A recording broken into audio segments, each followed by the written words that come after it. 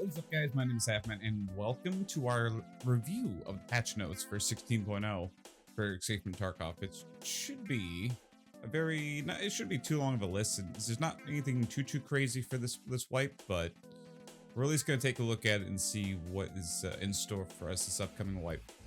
We got a new in-game event, which is going to be new, unique mechanics. We got some festive atmosphere, so pretty much it's gonna be probably snow and like Christmas themed and whatnot. Let's see here. By completing the event, unlock stages for features.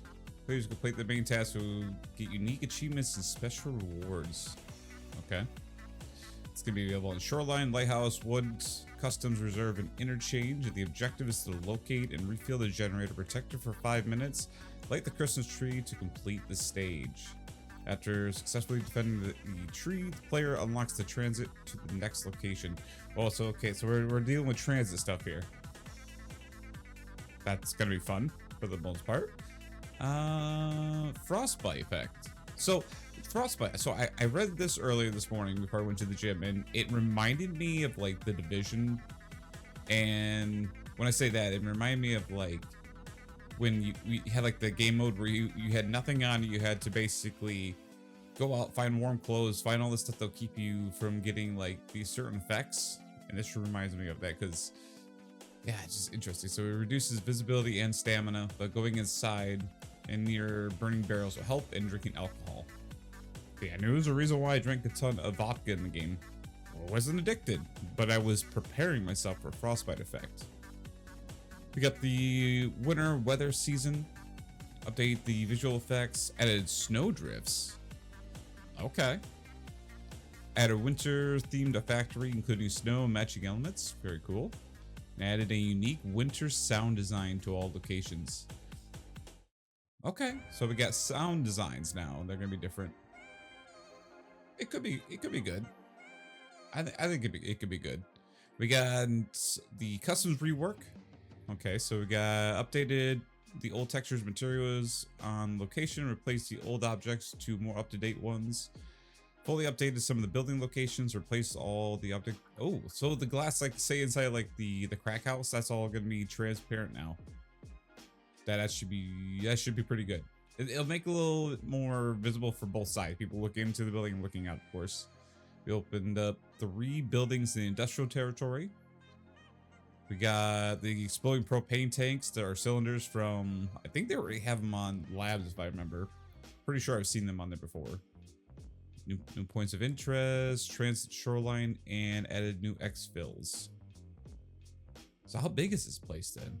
If for like the rework? Well, we'll find out, obviously. Prestige. So this is interesting because I know there's gonna be like mechanics they're gonna be transferring over from wipe to wipe now. So let's take a look here. So prestige is available in PvP mode. Next generation and some rewards for advancing the next prestige will be available in PvE. Blah blah blah. Okay, so later on we'll be getting stuff in PvE and arena. So to earn prestige, you need to hit several conditions. So reach level 55. Well, I've only hit level 55 once in Tarkov, and that was because I really pushed it to the limit. We'll get there. We'll definitely, if I decide I really want to push for it, I mean, we can definitely do it. This wipe's probably gonna be like 8 months, so we'll have time. Progress through certain tasks. Okay, so maybe going like Kappa or unlocking like Lightkeeper or something. Ooh, wouldn't that be interesting if like you had to have Lightkeeper to actually activate Prestige? Could be interesting. Build certain upgrades inside the hideout zone. Have certain items and money inside the stash. Okay, so I'm gonna guess probably like 50 million rubles or something crazy like that. And reach character skills. Which, is it like an overall skill level that you need to hit? Or is it like individual skills need to be certain levels? That's what I would want to know. And obviously we don't know right now. This is basically just referencing later on, we're gonna have more prestige stuff coming up. You do retain some equipment, certain percentage of character skills and weapon masteries. Okay, so that's actually pretty good, because I was kind of thinking at first they were just gonna wipe everything completely, and then you'd have to just start completely fresh again, kind of like how, well, I mean, I think of like Hunt Showdown, or I think it's Showdown 1896 or something like that now, where like when you prestige you lost everything. So this is kind of nice. But again, I will have to see what the actual requirements are going to take. Let's see here. Rewards for earning prestige levels. We get special icons next to our nickname and prestige level. Adds added to the next player's game edition icon. Okay. And we get a bunch of other rewards. You get backgrounds, armbands, dog tags, hideout, new PMC gestures. Okay, I did see that in the trailer where like you can do like I think it was like rock paper scissors or something they were doing. It looked like mannequin poses for the gear rack. Okay, there's so see this right here is going to be interesting. And would we call it a like an advantage because it's going to give you additional dailies and additional weeklies once you prestige. And will that persist through the next wipe? So like say like, you know, in August when we wipe again or whatever time around there, will you still have those additional tasks and additional weeklies? That'll be interesting. +1 charisma skill level added to the beginning of each wipe. No, okay, yeah, I guess that's useful. And then, oh, okay, so the list reward expand to next procedural. In the future, we plan on adding character appearances, voice line. Okay, so there's a bunch more stuff coming with the prestige later on. New equipment, new weapons, new loot. We got the rocket launcher, which I'll be quite frank, it's cool, but I don't think it's really necessary in this game. But that's cool. We got the Sako M10 338 LM. Okay, so we got a bolt action rifle. We got another 300 blackout rifle, which I don't remember seeing this in the trailer, but it probably was there. The Sega 12 gauge is going to have an automatic version. Okay. And we got another FN Scar H style. We got the push knife. Akula. And we got another mini vol grenade. Okay. We got new animations, new models for the PP19, the Sega 9. I think I've seen the rework actually in the Sega MPX. Looks pretty nice. Additional variants for equipment, barters, other items. One thing I really hope they kind of switch up the barter for is like the razor scope. No one does that barter because it's just completely useless for what the price is like on the flea market. Maybe one day they'll upgrade it, but as of right now, it's just, to me, that stuff like that is just pointless. I feel like they need to rework all barters in general. Updated the icons for numerous barters and equipment items. Very cool. And continuous healing, which seems like they've taken this feature from Arena Breakout, which is cool. Basically, it's still going to have the same method where you hold a certain button and then scroll down. It has to be on continuous. And you scroll down to a point where it says full treatment, which it will just continuously keep treating in the priority of heavy bleeds, light bleeds, fractures, and then missing health from most parts. But it's going to focus on head and thorax. Obviously, is the main points it's going to fully focus on. And I believe you can disable this as well. So it's kind of cool.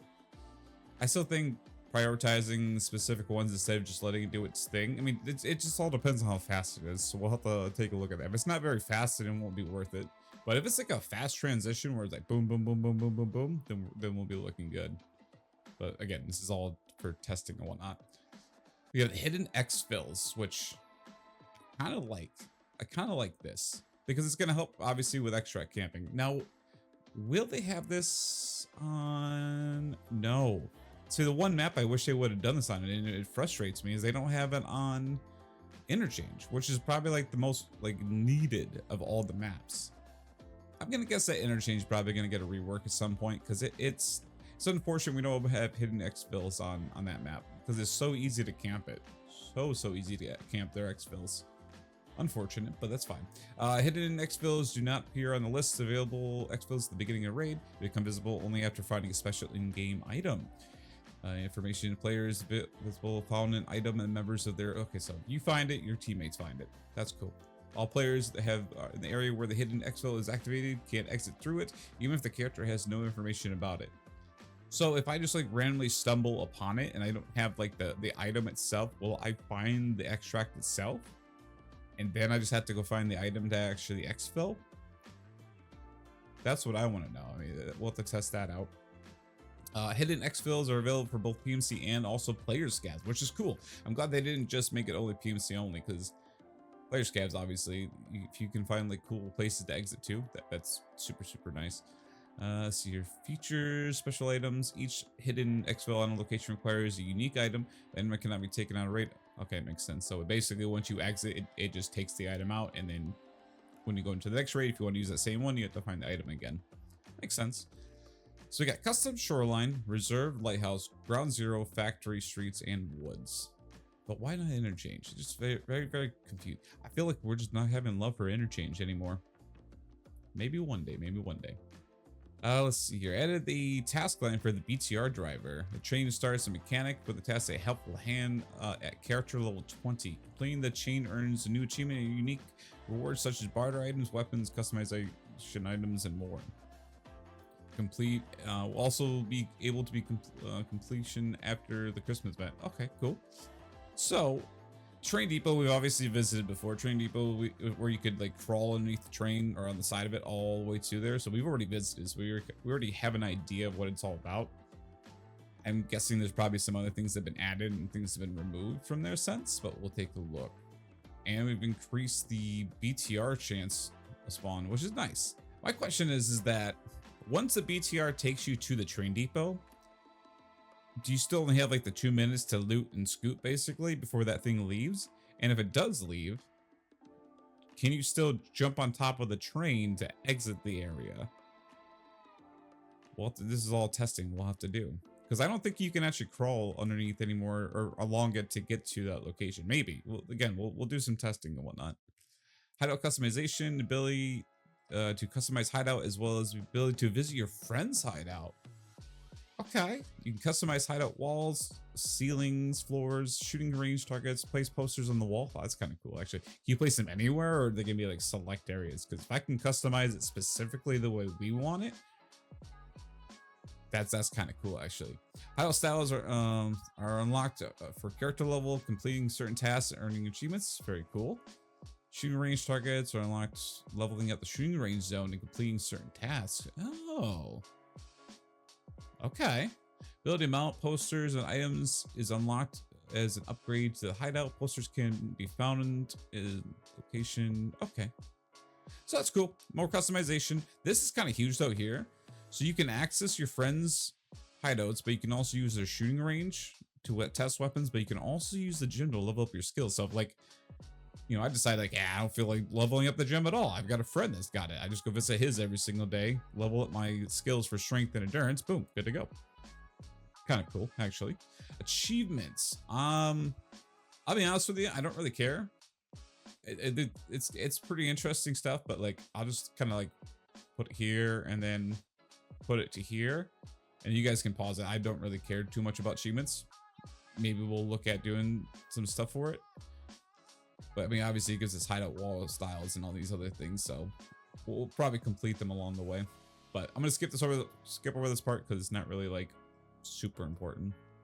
Character customization added winter clothing kits for Bear and USEC available as rewards for completing the in-game event, as well as new unique availability for expansions. Okay, so basically if you don't feel like doing the event, you can just buy it off their website. Okay. Changes and improvements. Technical changes updated the engine to Unity 2022. Very nice. Again, for those that keep trying to think this is going to be like, oh, it's going to run so much better. No, it basically means they're going to have the ability to upgrade the game in better style with this upgrade version of the engine. So it's a tool to make the game better, basically. Improve the combat system, or the system to combat the use of third-party software, so it's helping with cheaters. Updated the Meta XR audio version to 69.0. Nice. Added reverbs.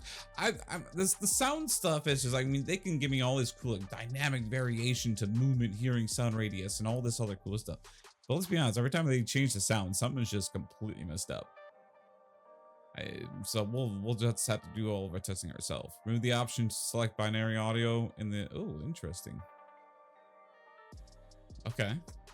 So is it saying the binary audio is always going to be on? That's what my guess is. We'll see. Visual recoil changes. So recoil is a visual component to the weapon recoil and improvement shooting. This was on the tester, I believe. So it basically changed and added a couple things. So it added random weapon sway and horizontal rotation, implemented visual effect to the bolt hitting the receiver, added camera shake, reflecting the buttstock hitting the shoulder, added slight barrel sway effect to the pistol. Shotguns now have inertia and caliber power effect. Updated the third-person aiming animation. Okay, recoil balance changes, reduce the camera lift, amplified while shooting full automatic all weapons. Okay, reduce the recoil balance on some of the weapons. AI changes. Partisan raiders and rogues and regular bots can now use underbarrel grenade launchers. Okay then, I mean, I feel like underbarrel grenade launchers should just be removed in general, but cool. We're gonna run even farther away from these guys or shoot them from farther away. Improve the AI combat behavior and the ability to flank, use suppressive fire, and switch to aggressive assault mode. So basically, AI is gonna have the same set of attack modes, such as like the goons, is what it sounds like. Which, okay, we'll see. We'll see how it goes. Improve the AI PMC behavior while searching loot for PvE zone. Okay. Fix several AI behavior and operation issues. Okay. Grenade damage mechanic rework. Adjusted the mechanics of the grenade blast damage. Okay. Shrapnel blast damage. Take into account the ballistic settings of the environment geometry between the player and the center of the grenade explosion. Okay. So we got... Alright, we'll see how the grenades work then. Priority window selection. So, to make this more simplified, because this is kind of like, there's a lot to it. Basically, say like I have a backpack up, that is an open window. So by priority of my control left click, the items will go to that instead of going to my character's like backpack. Or like, let's just say like, say I have a backpack within a backpack and I open the backpack within the backpack and I am looting someone, the items will go to that backpack window that is open until I close it. And then it will start putting the items into my character's bag that he has on him if there's any space, or into his rig or whatever. And this is able to be disabled, of course. So basically there's a menu available. There's a priority for it to use the interaction window there. So if like I have if I'm on my stash and I want to open up my, I don't know, let's just say loot box or my scav loot box, and I want to just control left click everything into there, that window takes priority. Instead of it going to my character like it normally would, it will go into the box itself, which will make things faster to just move things from place to place. That's cool. I mean, I don't know why this isn't in quality of life, because this is technically quality of life. But hey, it is what it is. Let's see, what else we got? Make sure I'm not missing anything, but I'm pretty sure that was the gist of it. Dog tag style selection. So standard dog tag is available for all players. So you can basically switch your dog tag if you have a higher level account. So like you're an unheard edition, you can, I'm guessing, use standard dog tags then? That's what it looks like. Interesting. Added a pop-up for confirmation between PvE and PvP zone. Okay, I've only done this like once or twice, but it's kind of a nice quality change. So like when you click on it, it doesn't automatically just switch you over to PvE. It says, would you like to switch over to PvE? Cool. Add the ability to scroll in the task item transfer window. Okay. Updated the character creation screen to now have, okay, so instead of having like multiple screens to create the character, it's all in a single screen, which cool, it's about time. Updated the weapon builds at ref, so just a bunch of different weapons for his builds. Interesting. Okay.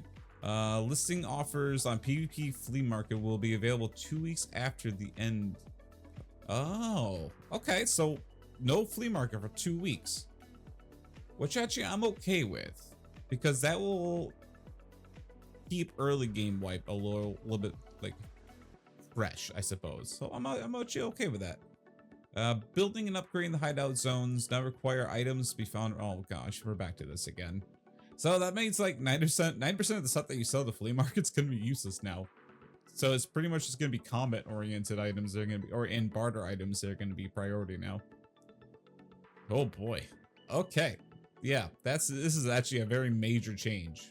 Very major change because like 9% of the items now that were like 20 to 30,000 are useless now because I mean what else do you use bolts for? I mean nothing really. Nothing that I can really think of comes to mind, so. Alright, well back to the old hideout where everything gonna be fun to raid. This gonna be fun. Increase the max size of stackable rubles to 1 million. Cool, that's a good change. GP coins are up to 100. That's a cool change. Increase the limit to 500,000 in raid. Okay. But you can find up to 1 million rubles in raid and carry that. Okay, very cool. Are they increasing the amount of rubles then are going to be able to be found in raid? Because I've never found up to 500,000 rubles before. So that makes me really want to start checking all the safes more often. And on top of that, checking Tarbank to see if they've updated the amount of money you get inside of those as well. Because why else would you increase it to 1 million? I mean, you barely can get like, 50,000 half the time. So that makes me feel like safes are going to carry more money, and the Tarbank safes especially are going to be extremely filled with money. Maybe. This is all like my thoughts in my head, but yeah, it's very strange. Increase the graphics card cost from ref to 100 GP points. Cool. I never really use ref, but this wipe, for those who are curious, we are using the gamma version of the game, or using my EOD. Just have fun. I usually switch it kind of back and forth. We did standard edition, now we're going to go do EOD, so I'll actually be able to do arena stuff, which I am implementing into the series, so it should be pretty fun. CPC is 32 GP coins and move to level 4 trader, which, okay, we won't see as many CPCs then. Just the ergonomics and recoil values for the following bipods. All the bipods. Loot crates, we don't, I mean, if you care about this, the following items, loot crates are now have fun range status. We have the rare of the all supply, weapons, valuables, and equipments. List of changes. Fix missing localization for certain gestures. Fix the soft lock to try and to outfit mannequins in the hideout, which I had this problem actually. I was having issues with this. Fix the interface freeze when replacing the daily tasks. This is something I never experienced. PvE AI bots freezing after death. Never had that. Wishlist notification when looting an unpackable container in raid. I'm just gonna kind of scroll slowly down here. Oh, I did have this before. Missing rewards. This is huge right here. It fixed the missing rewards when completing a ritual at the cultist circle. That's actually really big because you could waste 14 hours to get literally nothing.